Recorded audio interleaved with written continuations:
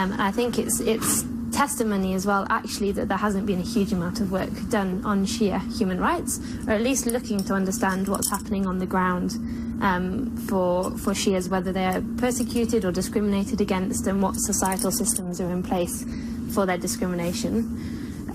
So I've started to look at this more, and will be very keen to do events exploring this. And one of the latest reports that we did, that was published a few weeks ago, was at the end of February 2016, looked at the treatment of different religious groups and minorities in Pakistan. And we looked as well, we had evidence from Shia groups as well, and looked at their treatment. And while we didn't have enough evidence to legally determine whether persecution was happening or not, we've called for an inquiry, a government inquiry into the situation for Shias in Pakistan. The reports we're hearing are very, very worrying.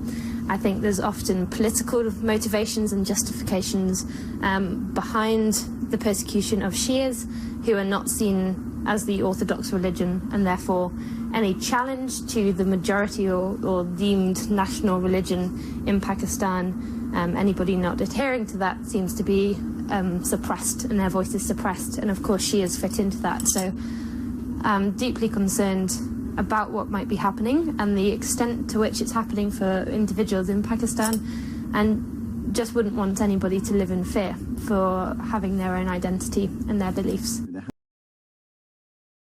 Freedom of religion or belief is one of the most fundamental human rights, in my perspective, that enables people to live in a stable and peaceful society.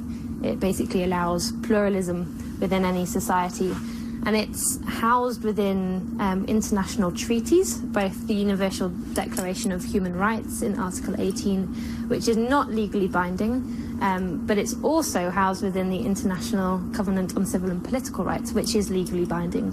And most states around the world have signed this and have ratified it, albeit some with reservations, that if they're not happy with it under Sharia law, they wouldn't want to implement it. So there's constant work to negotiate with them to understand what they mean by that, and be more succinct and clear in what they mean. Any blame for not being represented so far, you can understand it's quite hard to organise oneself to speak, but I think it is incredibly important that all voices are around the table and represented, both at the international level here at the UN.